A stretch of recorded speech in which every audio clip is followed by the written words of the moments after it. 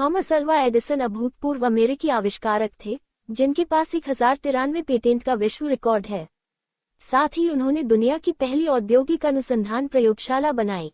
Edison का जन्म 11 फरवरी 1847 को मिलान, ओहियो, यूएस में हुआ था।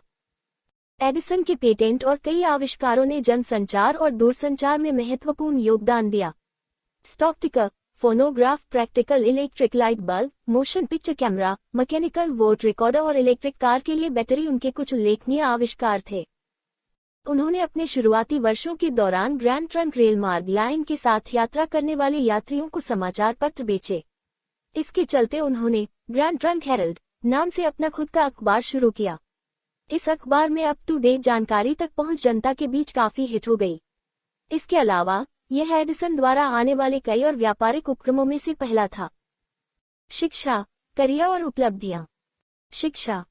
थॉमस अल्वा एडिसन के अंदर हमेशा ज्ञान का प्रवाह था और उसी के कारण कम उम्र में ही उन्होंने कई तरह की किताबें और विभिन्न विषयों को पढ़ना शुरू कर दिया था। एडिसन की उच्च शिक्षा में कोई विश्वविद्यालय या उपस्थित कॉलेज शामिल नहीं था, इसके बजाय वह मुख्य रूप से स्व सिखाया गया था। एक अच्छी तरह से परिभाषित पाठ्यक्रम की अनुपस्थिति ने उन्हें स्व शिक्षा और स्वतंत्र शिक्षा के कौशल को विकसित करने के लिए प्रेरित किया, जो जीवन भर उनके साथ रहा। करियर। उन्होंने अपने करियर की शुरुआत एक आविष्कारक के रूप में की जब वे न्यूयॉर्क चले गए। उन्होंने 1870 के दशक को telephone, phonograph, electric railway, electric lighting और अन्य विकासशील आविष्कारों पर प्रयोग करने के लिए समर्पित किया।